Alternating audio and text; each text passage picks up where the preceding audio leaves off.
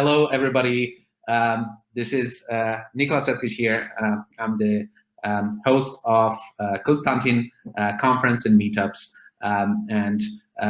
Just to get started, I'll give you a brief introduction. You all know why you kind of apply for the event. So you know about Frank Wang, which will kind of speak about Serverless Stack later on. But before we get into today's topic, let me just share a couple of interesting things about CODEstantine community and what we're all about. So some of you may have been on our past events. So CODEstantine is one of the biggest dev communities that started in Serbia. So we're hosting one of the biggest developers conference south of Belgrade called CODEstantine. Has happened 5 years in a row so far, like almost 1,000 people that went through different events. And now, since like all the impact of COVID, of course, everybody switched to online events. But we did one online conference last year. But now, since everybody's attention span is way lower than it used to be for online stuff, we decided to switch up the format a little bit. And CODEstantine Meetups appeared. So in a form which is a little bit shorter, basically. We'll have a series of talks from internationally developers who will share their experience and about the topics that they have worked a lot in. We already have 10 amazing speakers lined up, so there will be one meetup per week. So go and check out CODEstantine.com website to see all the future meetups as well, and sign up for those as well. Without further ado, I just want to mention that for those of you who might not be just developers, but also maybe starting your own business or running your own side hustle, you can also go to Kick-Ass SaaS. That's another project of No Limit Hub, the organization which is kind of the nonprofit organization which is standing behind CODEstantine. So Kick-Ass SaaS is for SaaS founders and executives, and there's also a platform there with a bunch of valuable content, also from people who mostly speak about how to build a business, how to market, sales, and the other part, the other side of building a successful business apart from building a great product. So CODEstantine will be focusing on more tech talks and like basically product development and how to build the best products out there and the technical stuff that you need to kind of know to make the most, the fastest. And that's kind of something that's kind of a nice intro to the today's topic, I would say. So basically today with us, we have Frank Wang, who is the creator of Serverless Stack, an open source framework for building serverless applications.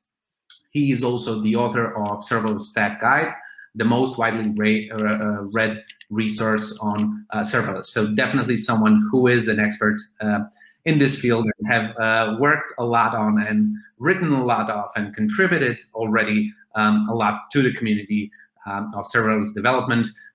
Those who have already started to work on serverless know how sometimes the documentation can be lacking, and like you have to figure out stuff along the way. But that's the fun of it. So thanks for contributing, Frank, through Serverless Stack first, and then thank you for agreeing to be one of the speakers on CODEstantine and share basically a live demo. So we'll today's topic will be how to build complete serverless app on AWS using Serverless Stack, which is basically how I understood it, and you correct me if I'm wrong. You will do a live demo on how to build a complete serverless app on AWS using the latest serverless technologies. And the infrastructure in the app will be defined using the CDK, so Cloud Development Kit, while the Lambdas will be built and tested using the SST's live Lambda development environment. So some of the kind of problems which are kind of when building serverless apps, like testing it, so like also will be covered here. And I'm super excited to hear on this topic from the creator of Serverless Stack, one of the creators of Serverless Stack himself, Frank Wang. Thank you once again for taking your time to share your experience with CODEstantine community. And without further ado, I will invite you to kind of start to talk. Feel free to share a little bit more about what you've been working on as well.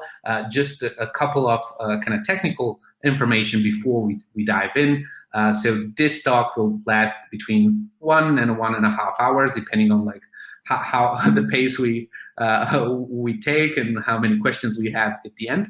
I'll be jumping in with maybe some random questions, maybe some questions that I'm thinking that maybe people from the audience might be wondering themselves. Clarify. But definitely feel free to write your questions on the side in the event chat, and I will be handling that chat and asking Frank the questions. Some along the way, some will leave for the end, but we'll try to answer the most questions, most of the questions that you asked. We'll also have a small networking event at the end. So like there will be 6-minute kind of speed networking chat roulettes. So you'll be connected with some other participant for 6 minutes to kind of get to know each other, talk a little bit about what you're working on, your favorite technology, or like maybe some interesting resource you would like to share with somebody else. And this way you can also kind of meet some other people face to face, even though we cannot meet in person.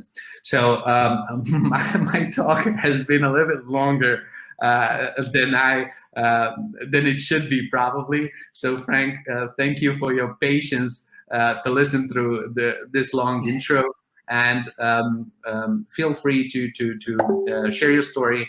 One small tip I would advise to kind of switch off the camera when you're doing the screen share of something important, just so that the participants have a much wider, much more real estate on their screen. I will be also switching my screen most of the time when I switch it back on. I might have some question or two, but I will just keep it up just so you are aware, but no need to rush to interrupt your flow. So go ahead. I'm super excited. I'm pretty sure all the people that are watching it and that will be watching it in the future are really eager to learn more about Serverless Stack from the co-founder itself. All right. Hey, everyone. Thanks for having me here. Super excited to be here today. Again, my name is Frank, and I work at Anomaly. At Anomaly, we really focus on making software that help developers build their serverless applications. So we spend a lot of time thinking about, questions like, how do we make it easier for people to build a serverless application? After you build it, how do we make it easier to deploy, monitor and debug? And one of the tools we've built recently is called SST. Like Nicola mentioned, it is an open source framework for building serverless applications. So today I'm super excited to be, with you guys, and then we'll be building a serverless application together using SST, and hopefully by the end of the talk, everyone's going to have a serverless API up and running, and more importantly, have an amazing local development environment using SST's local Lambda dev that really speeds up your development speed. I say let's jump into this. Really quickly, I saw there were quite a few talks on serverless in the previous conference, so I'm going to keep this short for people who are relatively new to serverless. So yeah, what is serverless? So if you're familiar with a traditional backend, it usually involves two parts to it. You have a web server, something like Rails or Django or Express in that sense, that serves the API request. And on the other hand, you have a database server like MySQL or Postgres or even Mongo that stores the data. And if you a bit more advanced, you want to have like a messaging queue in your system, you might spin up a server and run RabbitMQ on it.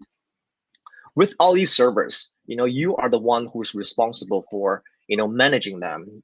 When you have, more API requests, you need to scale up your web server and give it more CPU. And when you have more data to store, you need to scale up your database and give it more disk space and memory. And you have to, once in a while, you need to install the security updates and to keep your servers up to date, right? That's what it used to be like to create a backend. On the other hand, imagine you had a web server where you don't care how much traffic you're going to get, and you have a database server where you don't ever have to think about how big the hard drive needs to have or how much memory it needs. Like everything is scales automatically, and there is no downtime and there's no wait time when it scales up or down. In fact, we probably don't even know when the scaling is done because everything is taken care of for you, and that is serverless. And in AWS, there are a collection of these serverless services you might have heard of, like API Gateway for web server, DynamoDB for database, S3 for storage, Lambda for compute, just to name a few. And today we will be using a couple of these services, namely API Gateway, Lambda, and DynamoDB to build a backend server just in a few minutes. And some of you might ask, why serverless? Like we just mentioned, the serverless services, they scale automatically based on how much requests you're getting. And because you're only paying for the amount of usage, the amount of requests you are sending it is much cheaper to run. Because you're only paying for the app when it's busy handling the request, and you're not paying when it's simply just up and idle and waiting for the request. So imagine if you're building an application where you get a ton of traffic during the day and it's kind of quiet at the night, you can imagine you're probably not paying much at the night. And that's the one of the beauty part for serverless. So one implication of this is that because spinning up some AWS resources is free and you only pay for what you're using, you essentially can have like a QA environment or a staging environment that is a one-to-one clone of the production environment, and you only pay for when you're using it.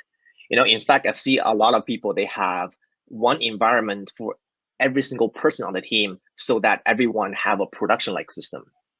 And some team, they have an environment for every single feature pull request. So every single feature can be tested in the production-like environment. And having the setup for all of these, the cost is negligible. Sorry, Frank, just to jump in to maybe clarify for those who have not worked with serverless in the past, might not have been on the conference. So this does not mean that there are no servers running. It's just that there's a layer of like application layer on top, which kind of handles all those servers below, so that you don't have to worry about it. And they're kind of optimizing how it's handled. Yeah, for sure. If you think, back in the we had some friends that were building web applications back in the 90s, where when I talked to them, they shared a story of setting up, building a startup is really, you need to go to IKEA, buy a bunch of server racks, and buy a bunch of servers, hosted them in your living room, connect the wires and call the internet company to have like high-speed internet.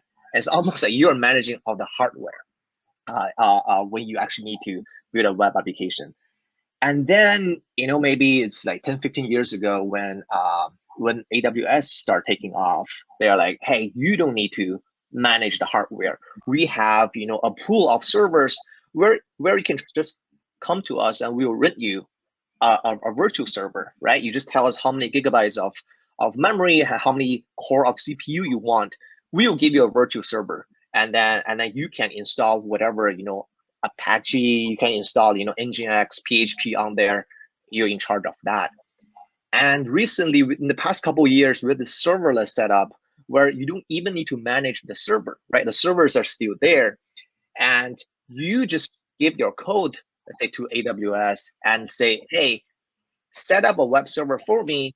And when there's an HTTP request, just run this code. right? So to you, you're only writing the code, and you don't have to worry about scaling the servers, setting up the servers, maintaining it. All that is done by AWS.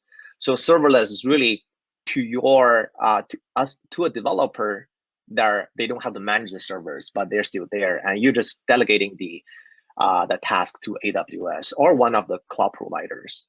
Okay, yeah. So just to sum up the benefits of serverless, it's it scales up and down automatically. It's much cheaper to run, and because it's very cheap to run, and you're not paying when it's not busy, it's very, very economical to set up a bunch of these environments for staging, for testing, for every single developer, right? Because the cost is really negligible. Okay, and let's look at all that benefit. Let's look at what serverless is not very good at. And one of the biggest pain points for serverless is local development. Being serverless actually doesn't offer like a really great local development environment. If you come from one of the traditional app building experience, setting up a local environment is actually very straightforward. Like I mentioned, if you take the Lambda stack, right, a lot of people are familiar with, you would just install Apache, MySQL, and PHP on your local computer.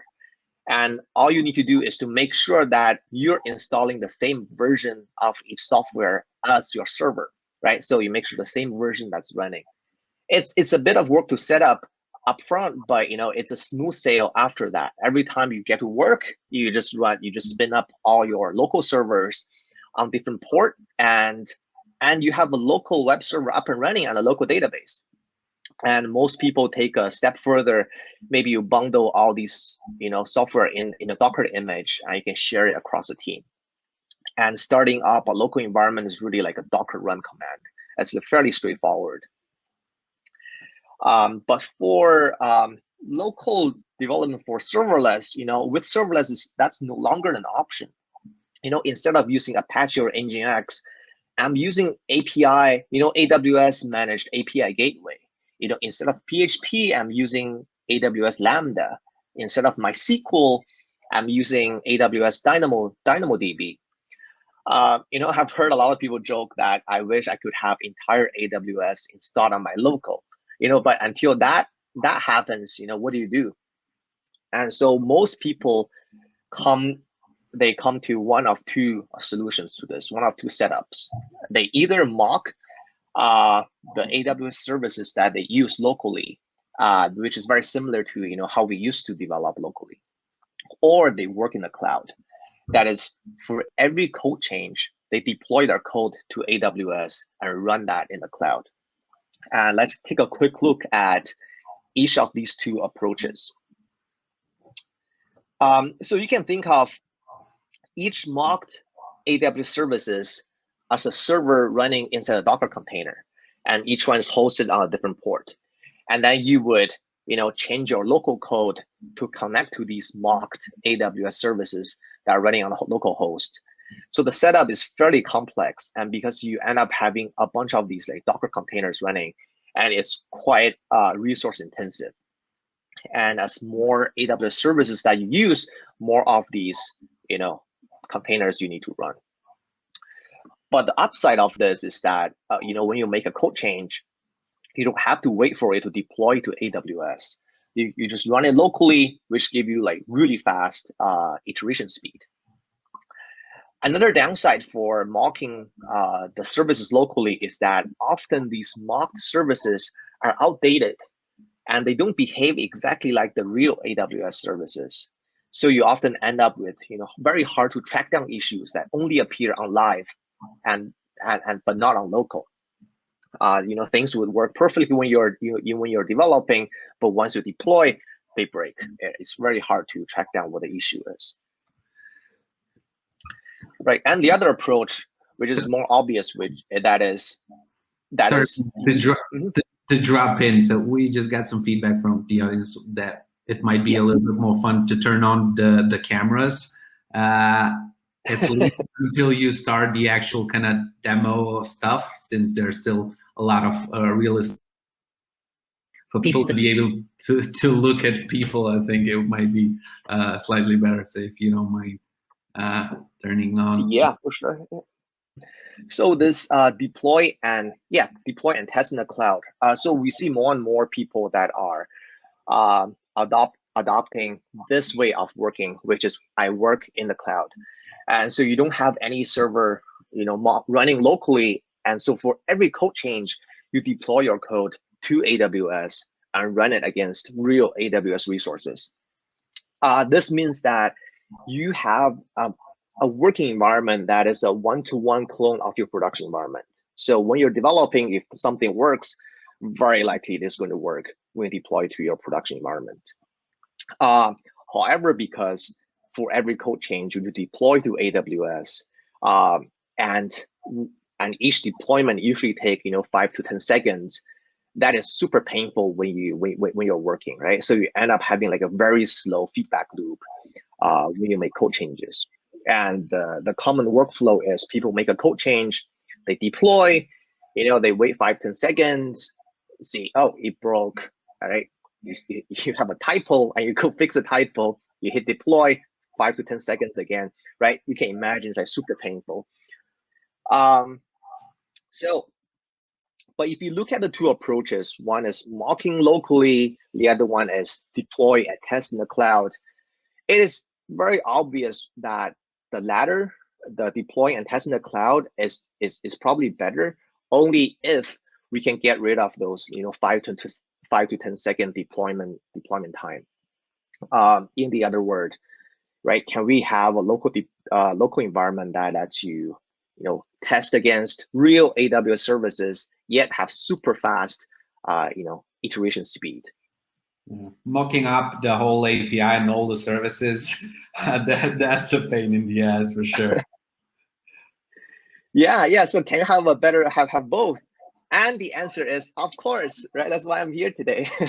With SST, you can with SST you can connect your local machine to your AWS account in a way such that whenever your Lambda function gets called in the cloud, the Lambda will send a request to your local machine. You run your local code, you send a response back to a Lambda function, and cloud does its own thing, right? So you can imagine everything runs in the cloud, just that when there's a function needs to be run, it runs on your local.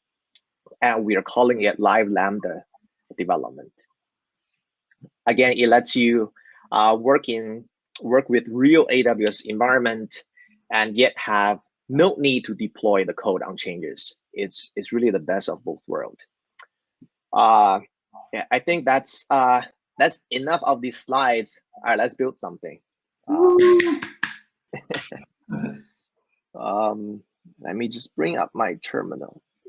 I don't have a fancy editor. I use Vim. So let me turn off my camera, and so hopefully I'm full screen right now. You can see the word. I'll switch mine as well. Yeah. Cool. All right, let's start. So today we are going to make like a very simple, visitor counting app, right? The goal isn't to remake a fancy app. We just want to have API gateway in there, a Lambda function in there, and DynamoDB database in there. And we just want to show you we'll build an API that even it seems like it's like a toy project, but it will scale massively. It's production ready. It scales automatically, and it can handle like millions of requests. And the app I'm thinking we are making is like a visitor counting app. So when someone visits your site, the app is going to log the user and it's going to count how many times the user has visited. And again, we'll create an API endpoint using API gateway and Lambda functions. We're going to store our data in DynamoDB table. We're also going to touch on a couple AWS services to help us set up like a custom domain for our API endpoint. Like the demo is going to be super casual. So if you have any questions, feel free to stop me as I'm coding and leave a message. All right, let me. Cool. Yep. Up the.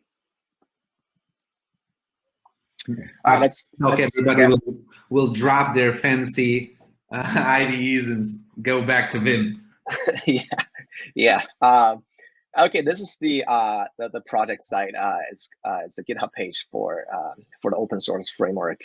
If I were to scroll down, let's copy and paste let's create a new app,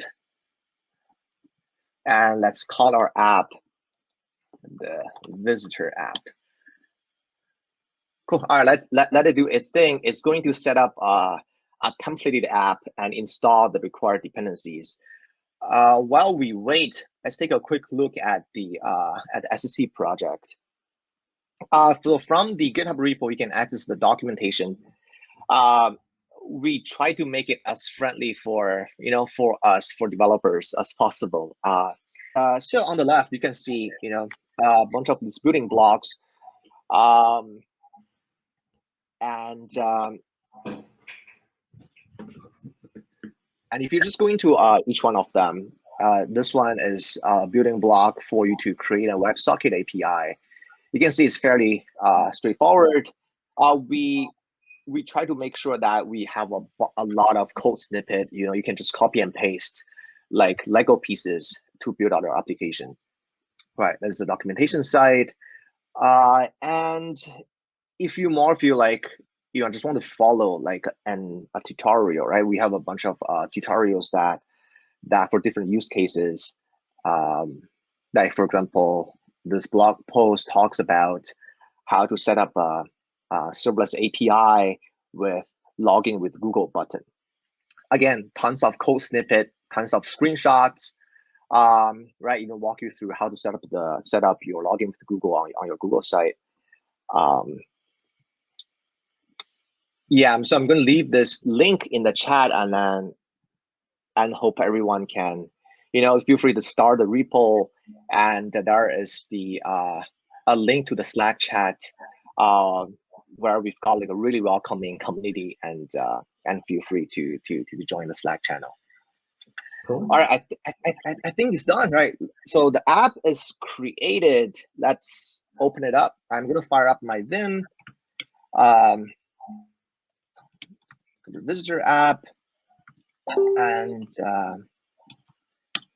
right, the template app is very simple, and you can see there are two types of code in the SST app, right? You have the code that defines all the AWS services that you're going to use. In this case, it's got an API. It's got an API project, and the API project has one route, which is a GET request of the root, and we're telling this API to invoke my handler function that's inside source lambda.js.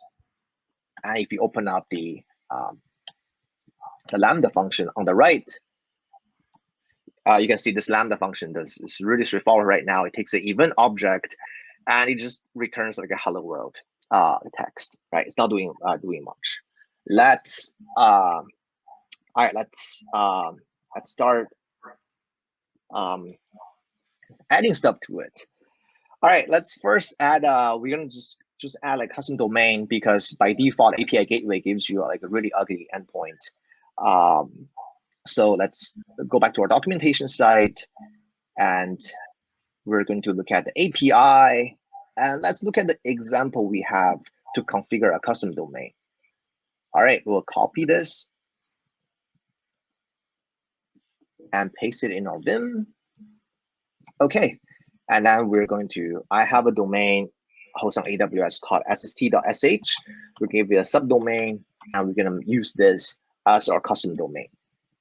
And we're going to print this out after we deploy to AWS. Okay, and that's it.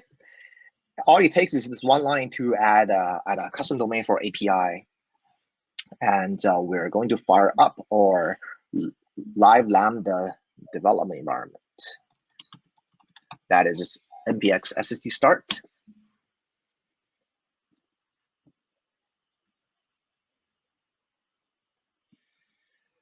So what it's doing right now is it does two things.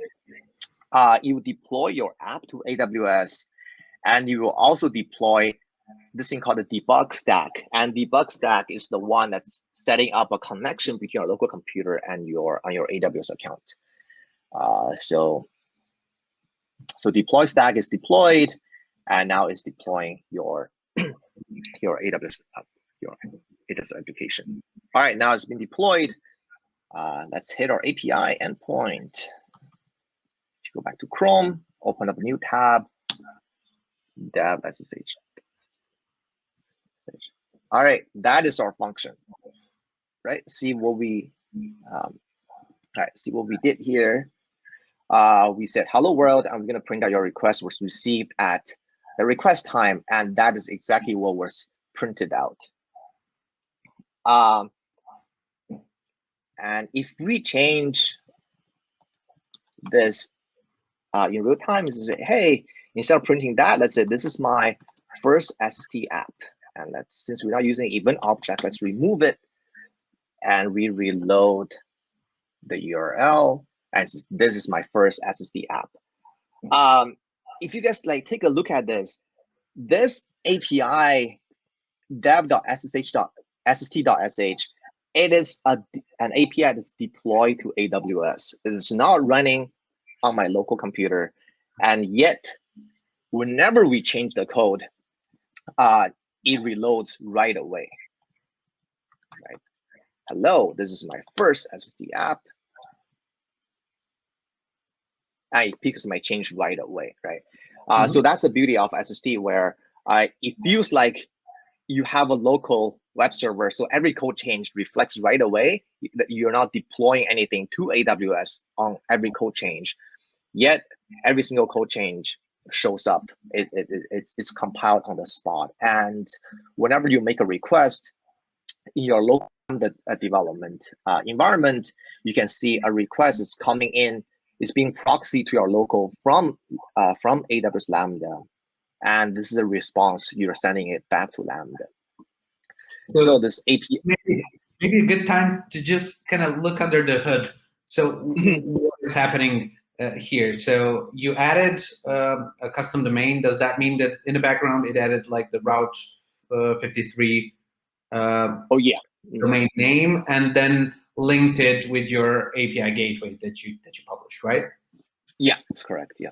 But then when the API gateway gets invoked, not the Lambda function on the server is invoked, but it's basically forward routed to your local machine with your through your kind of at the moment public IP, right? Yeah, that's correct. Yeah. Do you have a static IP to do this yourself, your local development machine, or it can be a dynamic? Yeah, it can be. It can be behind a firewall. You don't need a local. You don't need a static IP. What it really does is this debug stack. What it's really deploying is it deploys a WebSocket API to your AWS account. And so every time your Lambda, your real Lambda in the cloud that's getting invoked, it will send the event as a WebSocket message to your local computer. And your local computer is going to let's print out what are we getting from the from AWS. So this event is what is being sent to us from the as a WebSocket from AWS Lambda, right? And if you run the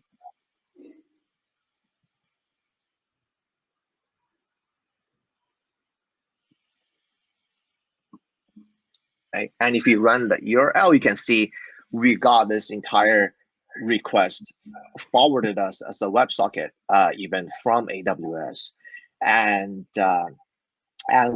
your local code is going to run, and that is going to send your response, which is specified here. You're going to send this response as the WebSocket message back to your Lambda function on AWS, and that is going to continue the execution for the API. Yeah. Yeah, So hope that makes sense. just a question: if you had like a step function which should be invoked after this, would it go first to AWS and then circle back, or would it be kind of just passed on locally? You would go to AWS and circle back local Okay. and hit feedback. If you imagine, doesn't matter, it's a step function, it's a S3 trigger, DynamoDB stream, anywhere using a Lambda function.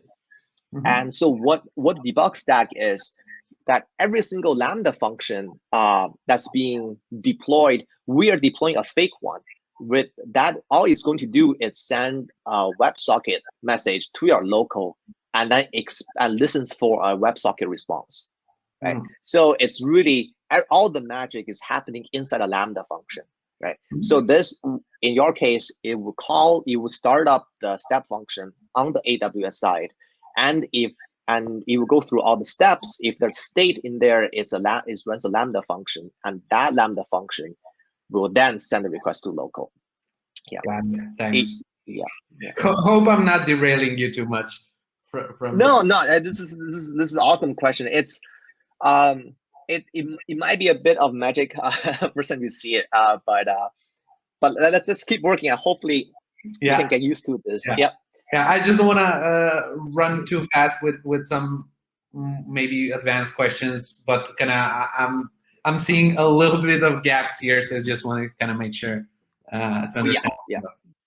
Yeah, for sure. I think the questions are super legit. I was going to skip some of the details so that it might be too advanced. And okay, and same thing. If we were to console log something where like .abc.xyz, which obviously will throw an error because this does not, ABC is not defined. And now if you try to call the API,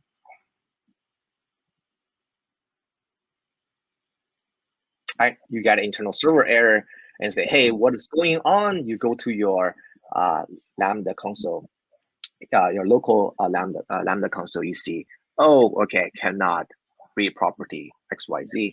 So whatever, if you get an error locally, the live Lambda development environment is going to send back the same error to the Lambda function. And so whatever is happening locally is being proxied back to the real Lambda function. So whatever is happening locally, it will be pretty much the exact behavior as if you were to deploy everything to AWS. Okay, all right, let's start implementing our visitor app. So now when a user, what we're going to do is when a user hits the visit page, we're going to log the user has visited, and when we're going to hit like a show page, we're going to show that all the visitors that have visited and how many times each visitor has visited. Let's first just add a visit page. And we are also going to create a DynamoDB table to store all this data.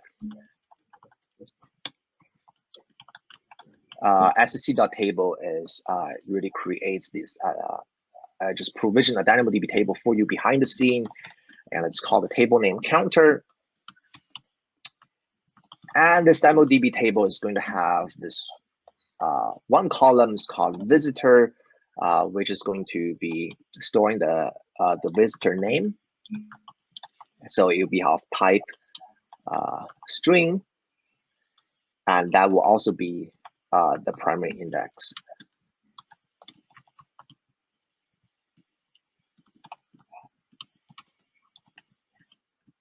Okay, so that defines us a DynamoDB table.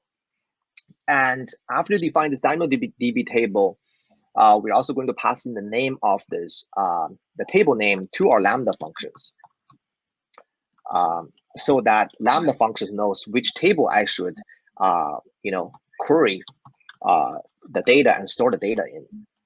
We're gonna set an environment variable in all of our Lambda functions with the name of the table. And we're going to do one last thing, which is to give all of our Lambda functions in the API the permission to access the DynamoDB table. All right, that's it. Again, just to recap, this creates a DynamoDB table with a column called visitor. And then we are passing the table name to all of our Lambda functions as an environment variable. And we are also allowing the API, all the Lambda functions in the API to be able to, write to the table, read from the table, and etc. Cool. All right, we're going to save this file. If you go back to our Lambda environment, it says, as we're working on it, there were some errors, but the final copy is good. It's auto rebuilt the infrastructure, and it said it looks good. We can press enter to redeploy the infrastructure. We're going to redeploy, and then SST is going to tell AWS to create this table. Behind the scene is converting the code on the left into a CloudFormation template and submitting that to AWS CloudFormation. And they are going to look at what need to be added, what resources need to be removed and updated. And in the end, they are going to create this table for us. But if the table already exists, it will not though override it. So basically, it will just check if it doesn't exist, create it only in that case, right? Yeah, I think what you could do is you could hard code like a table name here, and if you want hard code the name of the table, let's say call it my counter. But if you leave the table name out, which is recommended, then you will auto generate a table name every time, and that's all done by CloudFormation. Okay, so what would happen with all the data from the previous deploys? Like, will you have multiple databases for each deploy then? Yeah, that's correct. Yeah, one thing to be super careful is that not tinker with the table name, because when you change the name here, CloudFormation template is going to see, hey, that's a new table. Mm-hmm. Even though they have the same field, same property, same attribute, but if you give a different name, CloudFormation is going to think it's a different table. It's going to remove the old table, and it's going to create this new table, and you will have no data in the new table. Yeah. Right? Yeah. So just good question that we should just watch out. All right. Exactly like what we just said, because see, this table has already existed, and that's why it couldn't be created. All right, let's go back to, let me just go into my AWS console and make sure we remove the table.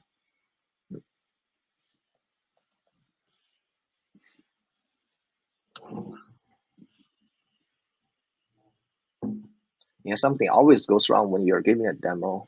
And all right, let me go into my DynamoDB console. Yeah, one thing may as well, we can show what was going on here. So I deployed, and Nicholas' his worry happened.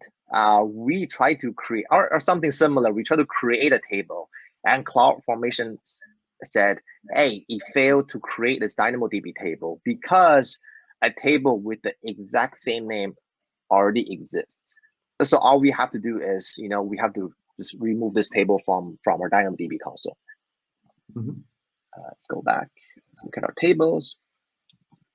And there, that is our table. We can delete this table. Hit delete. And when you delete, it's going to ask you, do you want to create a backup before deleting this table? That's usually recommended. Yeah.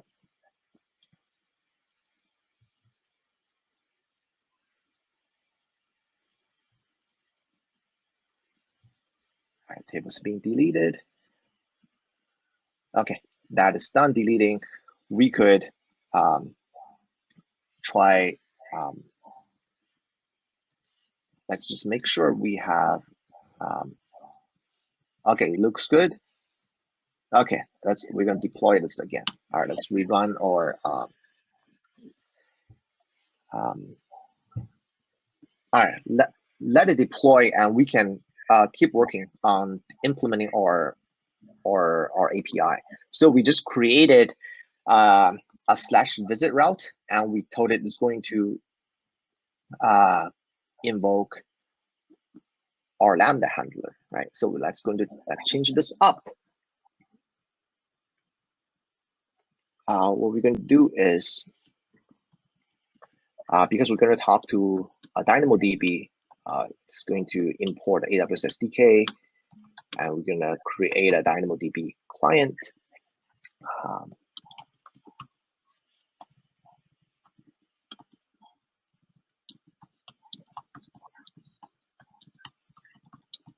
Okay, document client.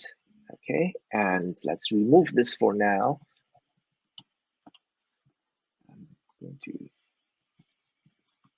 Okay, so this is a GET request, and let's say this is our visit function. This is a GET request, and first we're going to get the visitor name from the query string.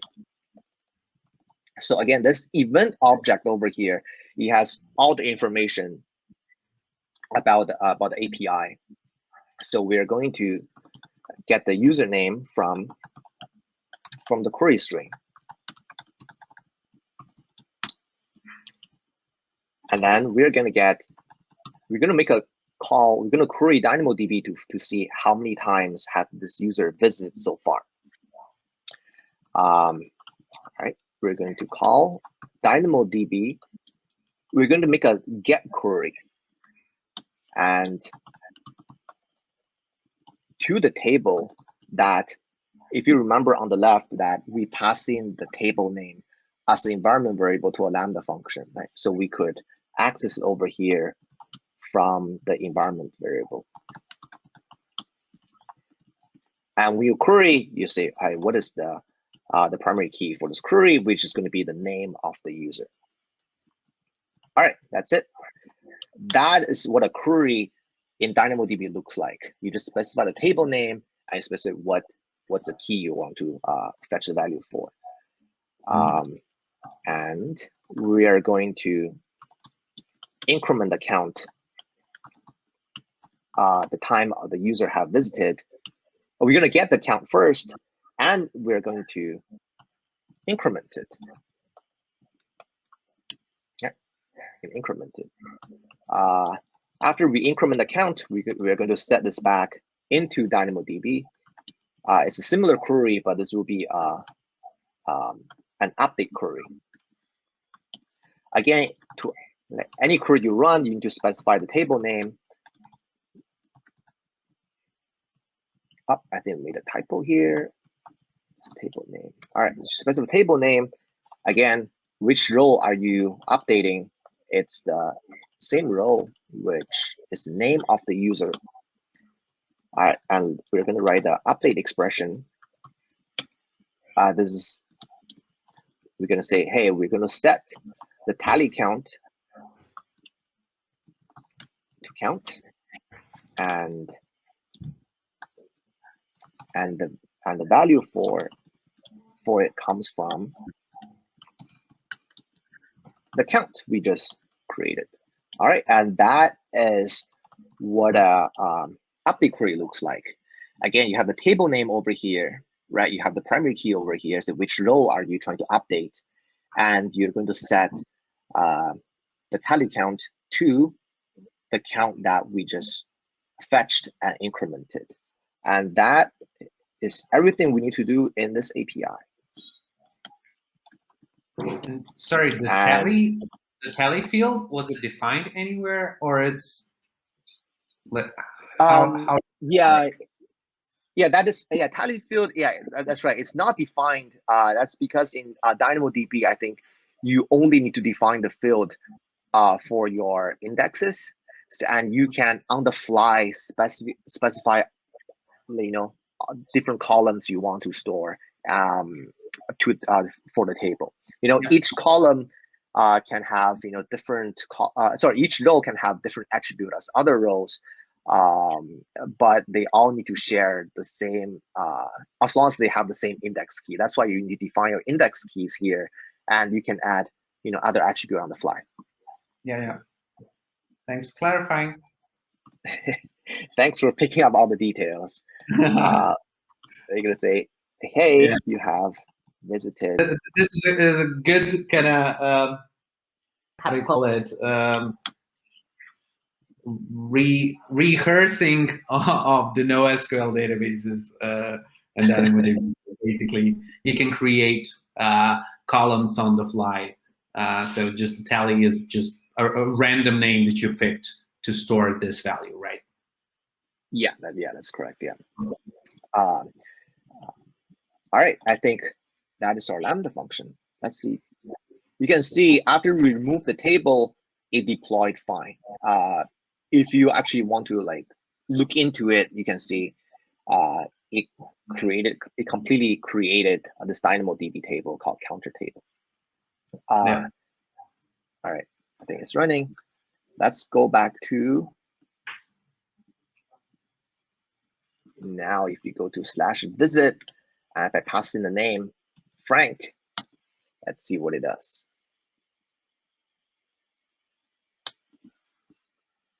All right, we got an internal server error. Don't worry, let's see what is going on. Invalid update expression. Right here, let's see. So we're doing live debugging. So if you imagine, let's fix the error first.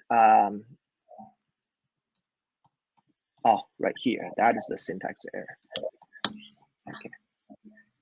All right, we fixed it. Let's hit the URL again. All right, another error. Let's see what's the error this time. An expression using expression is not defined. Attribute count. Let's see. Set count.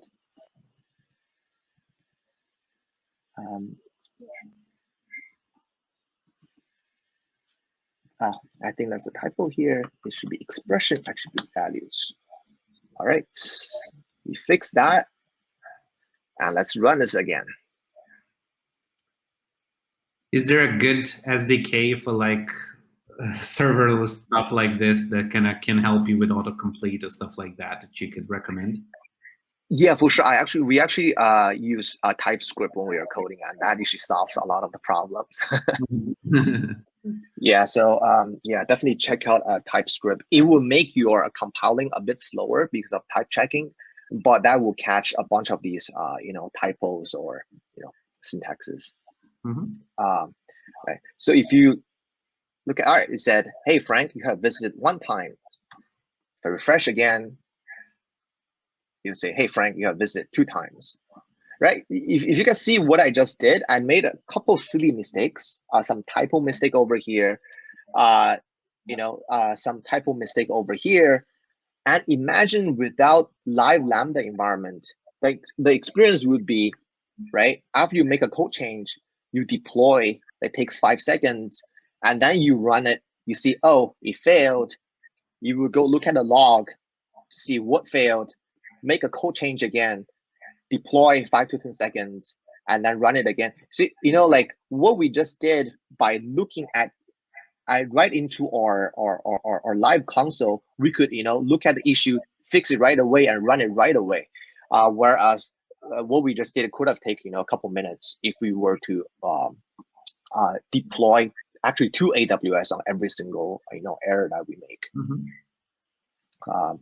Okay, so that is the visit API. I promise we're going to make another API. We're going to add a route called show.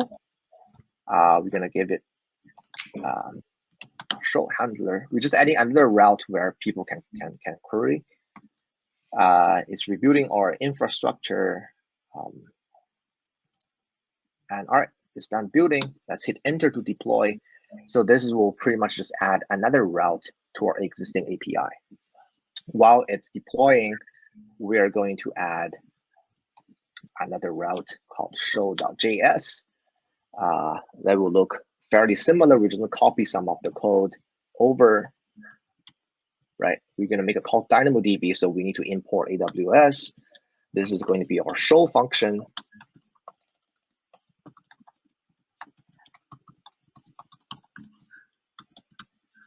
Okay, and we don't need to read any value from the query string or from the HTTP event, because all we are going to do is we're going to load up all the visitors from our table and show you how many times has each person visited. This time we're using a new DynamoDB command called DynamoDB table scan. So scan, you shouldn't really use this command all that much because it really just go through the entire table and give you all the rows. You shouldn't really be using this in production, but for the purpose of this demo, let's do this. Okay, that load up everything. We're going to return status code. Again, it should be 200.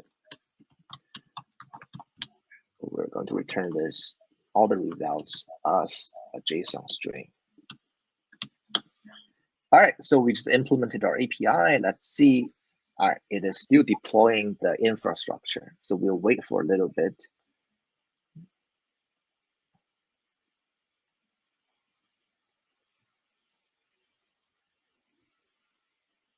So just while we're waiting to kind of clarify on that. So basically, when you're making a change to the actual infrastructure, say you add a new route to the API gateway, then is actually when you can need to redeploy. But if you're kind of making the code edits inside one Lambda function, which has already been deployed, which is already routed to your local machine, you don't need to kind of redeploy again. Yeah, that's correct. Yeah, it's totally correct. And the reason why adding a route takes time is in our code, it looks as simple as a one-liner, but behind the scene, what is really being created in CloudFormation is it created, a new API route, a new Lambda function, and it also created what they call the IAM role for the Lambda function to execute. And he also created a CloudWatch log group for the Lambda function. I can go on and on. So one thing that's good about these high-level construct is that it kind of hide all those complexities behind the scene. And yeah, Nicola is right. When we are adding a new route, is changing the infrastructure. On the right, when we make a change to our code, it does not change the infrastructure anymore because all the code are routed to our local machine, right? So that does not affect the Lambda function has already been deployed, the infrastructure, and if you're just changing the code, that happens within our local machine. That does not require a deployment. All right, let me hit the show route.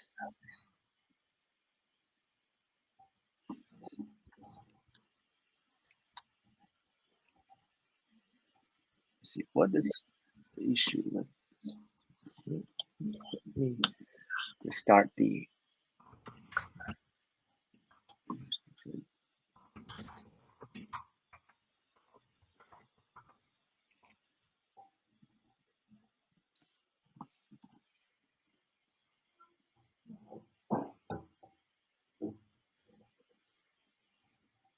Yeah, all right.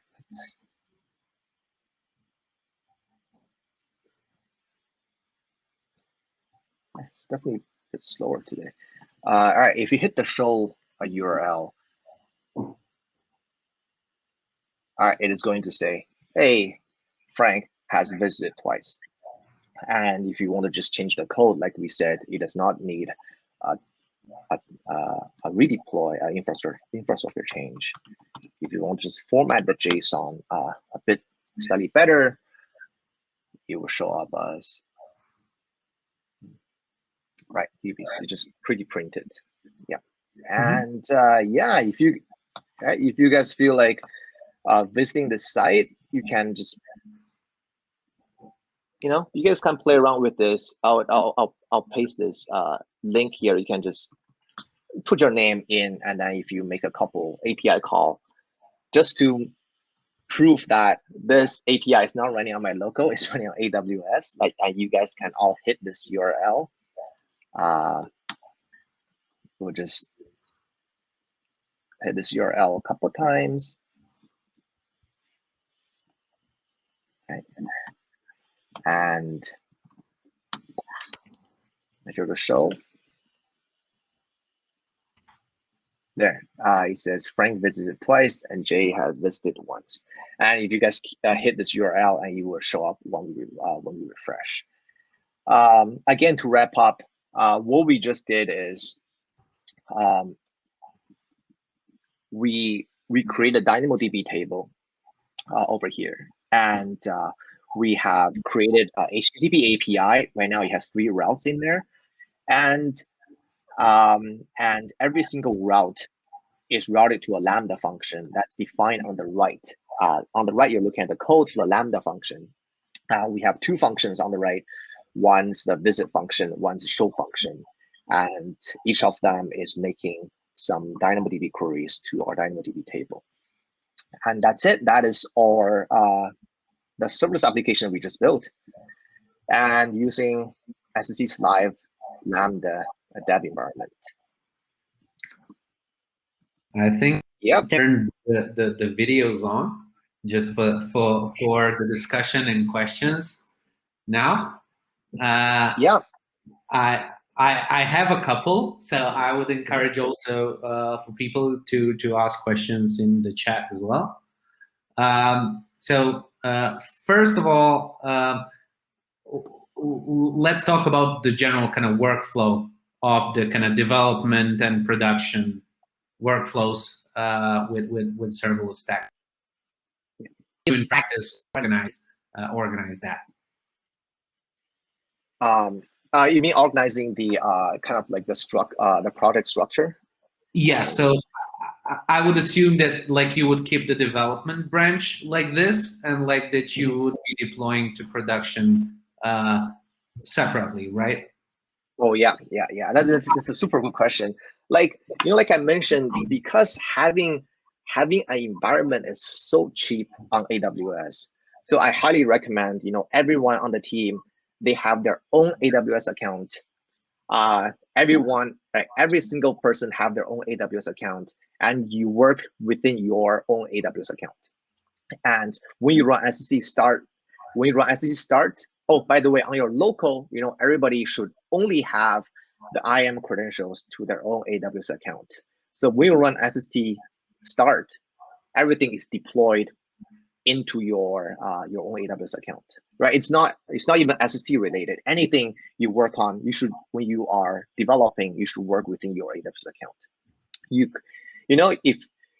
you could argue, you could share account across multiple people, and you could restrict, through this thing called IAM policy, you can restrict, say, hey, this table is mine, only I can touch it, no one else can touch it, right? But you could set like a fancy IAM policy that kind of gates your resources from other people from touching it. But why bother, right? Why bother when you can have like one account for every single developer? And also each AWS account comes with its own free tier. And so if you are like kind of like small startup, kind of like budget strapped, right, that pretty much every single environment is going to be free essentially for you. Yeah. And so basically this is good for kind of the development branch. So like how do multiple people, so like will all of them have their own local copies of everything? Like what if one developer develops part of the feature, which kind of should be part of the other developers kind of workflow as well? So like how do you handle this? So like multiple people working on the same code. Oh yeah, because people working on the same code base, but when you run SST start on when you deploy into your own AWS account, even though you're working on the same code base, but it's almost you're taking an entire clone of the infrastructure, right? So 2 people like Nicola, you can work in your AWS account, I work in my AWS account. If you're working on some feature, I'm working on other feature, they shouldn't interfere with each other. Like a workflow we often see is when you run npm or when you run SST start, you work in your own AWS account, and then when you feel the change is ready, you do a git push. Usually that creates like a pull request, or you do git. Let's say let's talk about the simple case. You do a git push that merge into master, right? and usually master auto deploys into your staging or production environment, right? That is kind of the workflow we kind of really vouch for. So if you want to go a step further beyond that, let's say you're working on feature A, you open a pull request, you're working that pull request of feature A. I'm working on feature B, which is another pull request in its own branch. Ideally, those two you should deploy that feature branch into its own AWS environment, right? It might be overkill to have one AWS account for each pull request, but you could definitely have like a testing or staging environment where you have a bunch of environments. You have one environment per feature request. So in the case we just looked at, you have an API server and DynamoDB table for feature X, and you have a completely separate API server and DynamoDB table for feature Y. And you can work on X, I can work on Y, and they shouldn't interact with each other, and because they are completely separate environments, completely separate resources. Yeah. Cool. So basically, everybody have their own environment and pulled up different kind of services to test it out. But when it comes to actually deploying to staging or production, there's like one workflow to which they own kind of push and pull in the end once they kind of complete the feature. Yeah, that's cool. Another question. So how do we actually handle existing applications? So let's say that we have already running whatever, let's say application which has an API built in. Let's say first the simple case. It's built already on API gateway in some form. So like, how does transition happen? Like, how would that look to do it in a way that kind of least painful? Oh, you mean transition into SST? Yes. I think we have a migration guide in our doc where that talks about if you're transitioning from like SAM or a serverless framework or other framework, like what you would do. There are different type of resources. If it's just like a Lambda function or SNS topic or SQSQ, things that does not really store data, right? You can really just replace them and set it up on SST.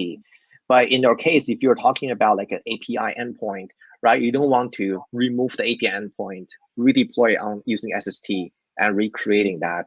Now you're gonna have some downtime. So a strategy specifically for SST would be you can set up a new API on SST that proxies all the requests to your existing API. So on your front end, you can flip to the new API endpoint and everything still work. And then after that, you can switch, route by route to implement using SST through that. That's the overall scheme. And for specific resources that actually stores data like DynamoDB, S3, it's totally fine to store them in wherever you are separately. That's the first step, because the value for SST really shines when you are dealing with Lambda functions, right? For if you just have a bucket or you have a DynamoDB table that doesn't really use Lambda functions, it's fine. It's staying elsewhere. And if you want to merge everything into one SST app, you could use a cloud formation. You can migrate resources from one stack to another at a later time. Yeah. So basically, we would kind of take one by one Lambda function that we want to kind of take out and kind of leave the rest of the infrastructure as it is. And basically, if we want to just take one and have more control of it, will we be able to just like pull that one Lambda, copy and paste it locally, and just connect it over Serverless Stack so that we get the benefits of Serverless Stack, of like debugging and like all the other stuff that we like? Is that possible, or like you also have to pull in a bunch of all the other resources which are already being used in the project? Yeah, we have actually definitely seen people that They do that. They actually, like, a lot of people, they do experiment with one or two Lambda functions first. And what I mean, different people have different setup. One thing I've seen is they just, let's say you have an API, existing API elsewhere. You just create a Lambda function in SST, just the Lambda functions. And then for your API, you say, for this API, I want to, pass in it might be a bit more technical, but passing the ARN of the Lambda function, saying that, right? So for my existing API, I'm not going to create a Lambda function there. I'm going to route the API request to the Lambda function I created in SST. Yeah. So that could be kind of the easiest way to get in an existing, if I understand. Yeah. I think the easier approach I've seen folks do is it's great when they want to create something new. When they want to have like a side project they're using at their company. It's like, all right, I just want to create like a really simple cron job or really simple API that have the 1 or 2 routes. Let me test it with SST. That's how people usually get started with first. Yeah. Let's take one use case which is going to happen as often. Like you want to use SQS, so like Amazon queuing service, and you want to execute a certain Lambda on the job that comes in. Like, so how would that kind of let's try to kind of talk over the process using what we have learned now and just kind of making a simple kind of queuable job in serverless stack. Right. You're saying, is the queue created elsewhere? Is the existing queue already, or is it a new queue you're creating? Maybe I'll start. Let me see. Let me start with the easiest way possible to create a queue on SST. And you're looking at it. This is the easiest way. 3 lines. It creates a SQS queue.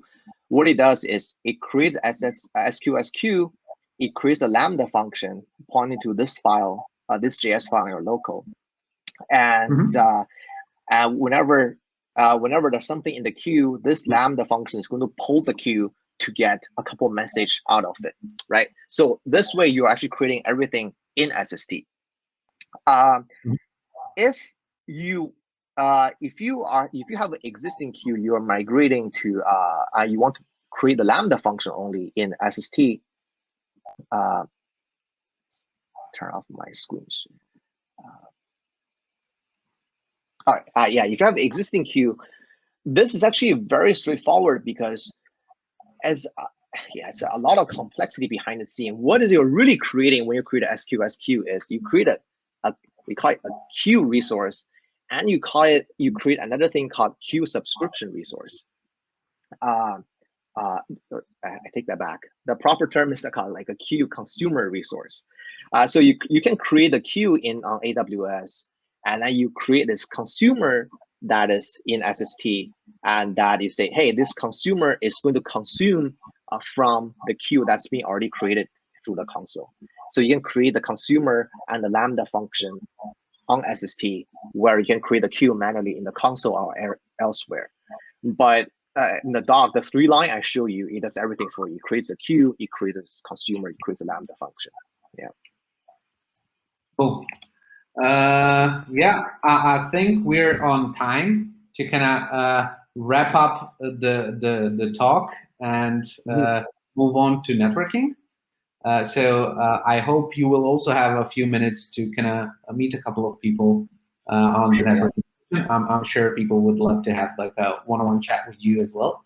I will be on the talk as well. So once again, I want to thank you very much for taking the time and giving us this kind of talking us through the kind of basic concepts of SST, and looks really cool and super awesome, and kind of overcoming the kind of some of the main problems that serverless development has today.